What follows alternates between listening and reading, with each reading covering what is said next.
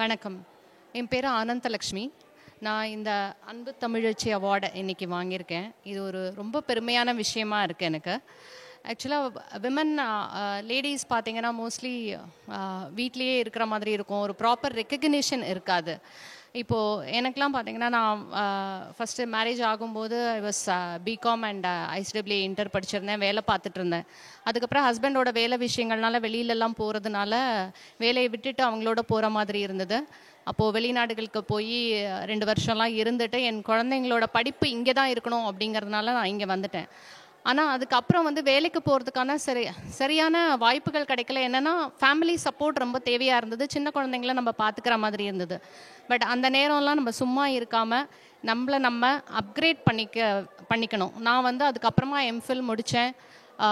ஒரு fashion designing diploma பண்ணினேன். அதுக்கப்புறம் ஒரு ஆப்பர்ச்சுனிட்டி கிடச்சப்போ நம்மளே அப்கிரேட் பண்ணிக்கணும் அப்படின்னு நினச்சேன். அப்போது நான் எம்ஃபில் முடித்தேன். அப்புறம் ஒரு ஸ்கூலில் ஒரு அப்ளிகேஷன் ப்ரோக்ராமிங்கில் ஒரு கம்ப்யூட்டர் டீச்சராக இருந்தேன். Because I have already got a diploma in application programming.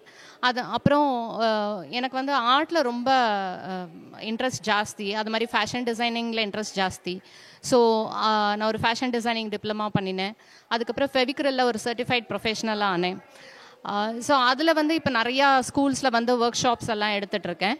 அது மாதிரி என் பசங்க கொஞ்சம் வளர்ந்து அவங்களுக்கு என்னோட கேர் கொஞ்சம் கம்மியாக இருக்கிறது போகிறோம் அப்படிங்கிற சமயத்தில் கொஞ்சம் நியூஸ் ரீடராக இருந்திருக்கேன் முன்னாடி. அதுக்கப்புறம் குழந்தைங்களுக்காக எல்லாத்தையும் விடுற மாதிரி இருந்தது.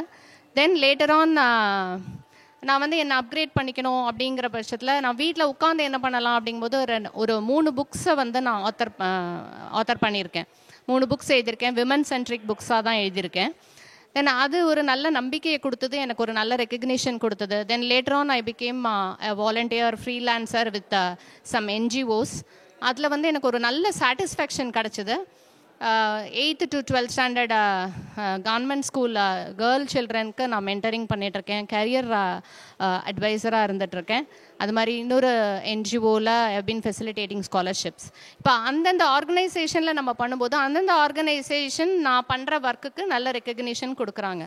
ஆனால் இந்த Anbu Tamizhachi award is very special to me. Because நான் பண்ணுற எல்லா ஒர்க்கையும் சேர்த்து இந்த ஒரே சர்டிஃபிகேட்டில் நான் எவ்வளோ சாதிச்சிருக்கேன் அப்படின்றது எல்லாமே ஒரு கமா போட்டு ஐம் த்ரூ ஸ்ரீநிதி கிரியேஷன்ஸ். நான் I'm founder of the Srinidhi creations. அதில் நான் பண்ணுற எல்லா விஷயங்களையுமே அதில் இன்க்ளூட் பண்ணியிருக்காங்க. Author, career counsellor, mentor, life coach and expert teacher and art and craft educator அப்படின்னு.